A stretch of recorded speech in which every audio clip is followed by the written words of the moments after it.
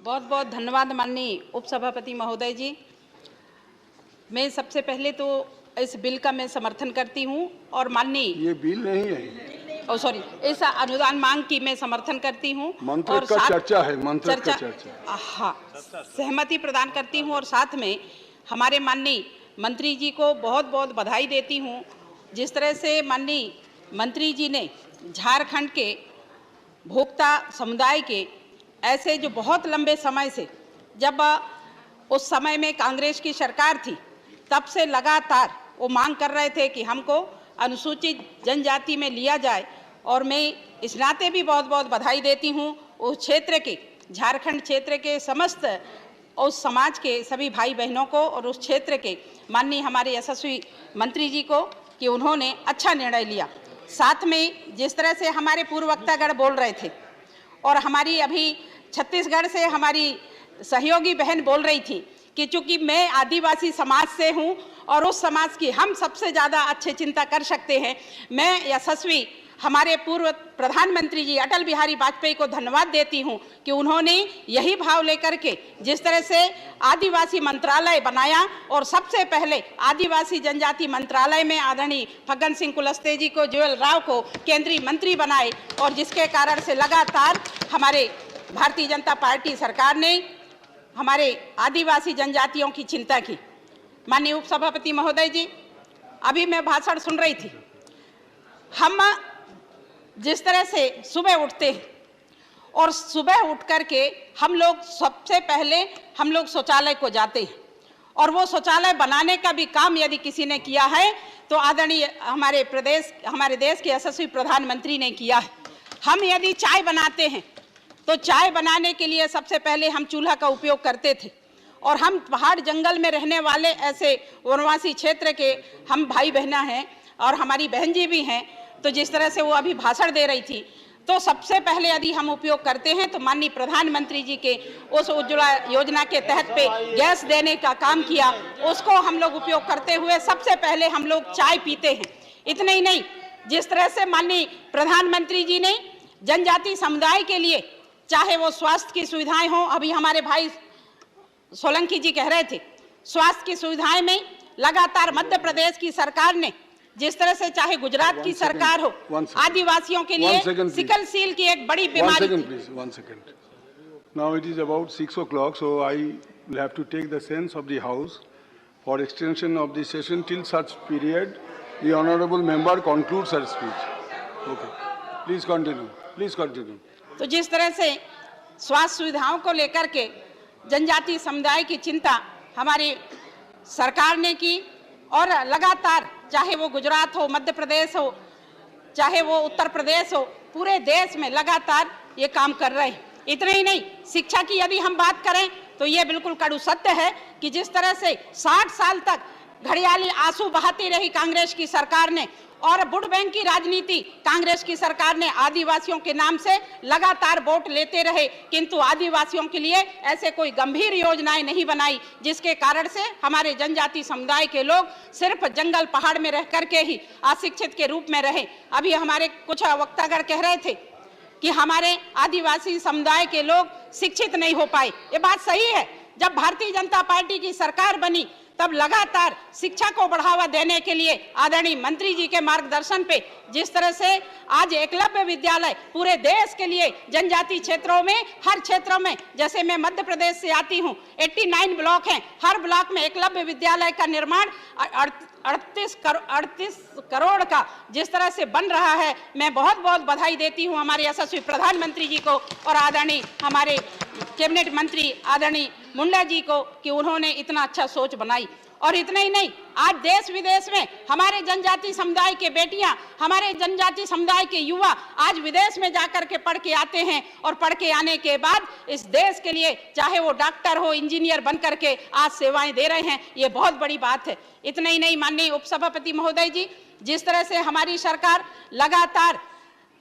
पूज्य महात्मा गांधी का नाम, जिस तरह से कांग्रेस की सरकार ने महात्मा गांधी का नाम का उपयोग लगातार किए, किंतु आज चाहे पूज्य महात्मा गांधी जी हो, चाहे हमारे भगवान बिरसा मुंडा जी हो, चाहे डॉक्टर अंबेडकर जी हो, उनके कहने पे, उनके मार्गदर्शन पे आज भारतीय जनता पार्टी की सरकार सबका साथ, सबका विकास, सबका विश्वास, सबका प्रयास लेकर के लगातार काम कर रही है, जिसके कारण से आज हम देख रहे हैं कि आज हर वर्ग के लोगों के लिए, चाहे वो आदिवासी समाज हो, चाहे दलित हो, चाहे पिछड़ा वर्ग हो, चाहे हर वर्ग के ऐसे शोषित पीड़ित व्यक्ति के लिए लगातार योजनाएं बना रही हैं और उन योजनाओं का लाभ हमारी सरकार उन अंतिम छोर के व्यक्ति, पंडित दीनदयाल जी उपाध्याय का कथन था कि अंतिम छोर के व्यक्ति का भला हो, और आज हमारी सरकार ये काम को कर रही है। मैं बहुत बधाई माननीय यशस्वी प्रधानमंत्री जी को दे रही हूँ और आज जनता इस बात को समझ रही है। लोग कहते थे कि आदिवासी समाज को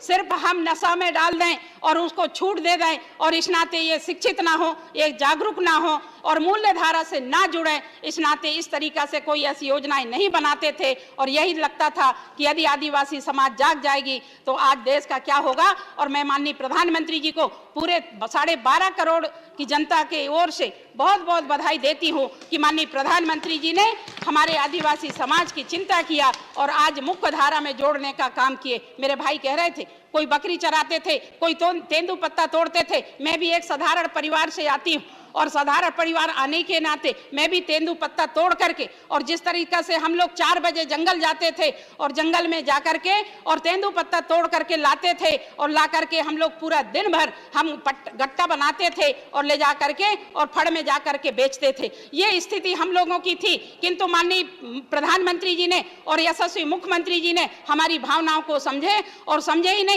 उनको बोनस के रूप में उनको डबल कर दिया गया और आज उनको उस तरीका से उनका सम्मान दिए और आज तेंदुपत्ता तोड़ने का हक भी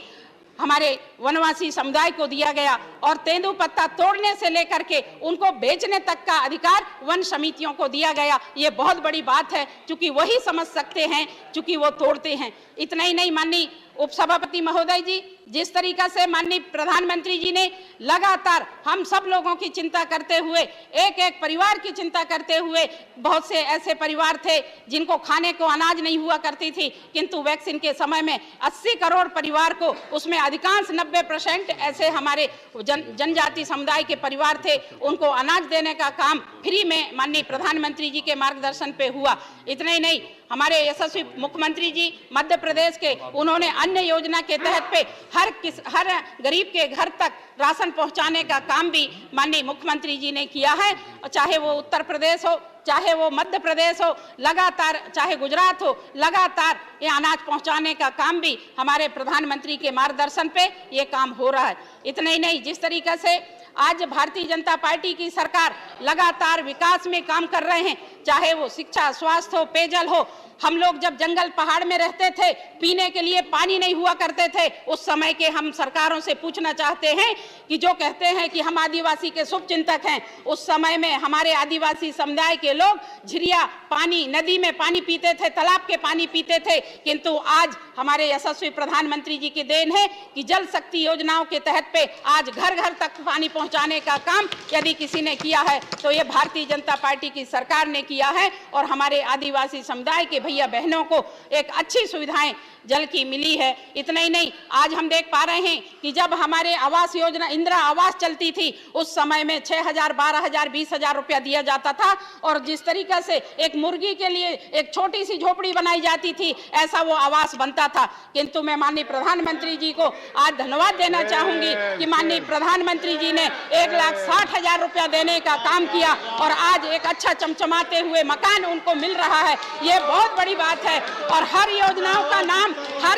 का नाम आप लोग अपने नेताओं का नाम रखते थे, चाहे वो इंदिरा गांधी हो, चाहे जवाहरलाल नेहरू हो, चाहे राजीव गांधी हो, किंतु मैं हमारे यशस्वी प्रधानमंत्री जी को और भारतीय जनता पार्टी की सरकार को मैं धन्यवाद देना चाहती हूं कि वो सबका साथ, सबका विकास, सबका प्रयास लेकर के काम करने वाले, उन्होंने कभी अपने नाम से कोई योजना नहीं चलाई। माननीय प्रधानमंत्री की योजनाओं के नाम चलाते हुए उन्होंने जिस तरीका से काम कर रहे हैं। अटल बिहारी वाजपेयी ने प्रधानमंत्री सड़क योजना का उन्होंने निर्माण किया और मैं बहुत धन्यवाद देना चाहती हूं कि जंगल पहाड़ तक प्रधानमंत्री रोड बनी और जिसके कारण से आज हमारे ऐसे आदिवासी जनजाति समाज के लोगों को आज रोजगार और मुख्य धारा से जोड़ने का अवसर मिला, जिसके कारण से आज हमारे आदिवासी भाई बहनों को, चाहे वो रोजगार के क्षेत्र में हो, चाहे बिजनेस के क्षेत्र में हो, चाहे वो नौकरी के क्षेत्र में हो, चाहे राजनीति क्षेत्र में हो, हर क्षेत्र में आगे आने का मौका मिला है। मैं बहुत धन्यवाद देती हूं माननीय प्रधानमंत्री जी को।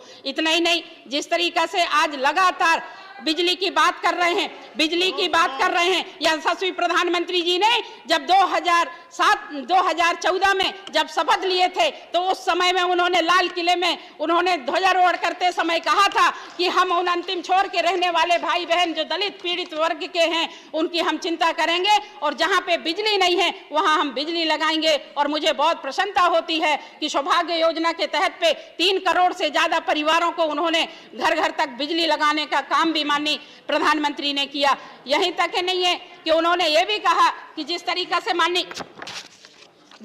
से माननीय प्रधानमंत्री जी ने हर क्षेत्र में नेटवर्क बनी रहे, जिसके कारण से हमारे युवाओं को एक नेटवर्क और सोशल से जुड़ने का अवसर मिलेगा और लगातार जिस क्षेत्र में काम करने का सौभाग्य मिल रहा है। जिस तरह से माननीय प्रधानमंत्री जी ने और हमारे यशस्वी मुख्यमंत्री शिवराज सिंह चौहान ने आज, जैसे कि हमारे भाई कह रहे थे कि इतनी बड़ी योजना जो पूरा विश्व में सबसे 1 नंबर का प्लेटफार्म यदि रेलवे स्टेशन बनी है तो कमलापति के नाम से माननीय मुख्यमंत्री जी ने नाम दिया मध्य प्रदेश में, और विश्व का सबसे बड़ा रेल स्टेशन माननीय प्रधानमंत्री जी की देन है और उसका पूरा श्रेय माननीय प्रधानमंत्री को जाता है, मुख्यमंत्री को जाता है। इतना ही नहीं, जब हमारे कांग्रेस के एक बड़े नेता तत्कालीन मुख्यमंत्री आदरणीय तत्कालीन मुख्यमंत्री जी थे, वो छिंदवाड़ा के रहने वाले थे, किंतु आदिवासी वहां पे पूरा ब्लॉक आदिवासी है कि आदिवासियों के नाम से एक भी ऐसे कोई योजना नहीं बनाई और योजना ना बनाने के कारण भी वहां पे लोग वंचित रहे। और इसके साथ साथ जब यशस्वी मुख्यमंत्री जी वहां गए तो मुख्यमंत्री जी ने वहां पे शंकर शाह रघुनाथ शाह के नाम से छिंदवाड़ा महाविद्यालय का नाम रखा गया। और इतना ही नहीं,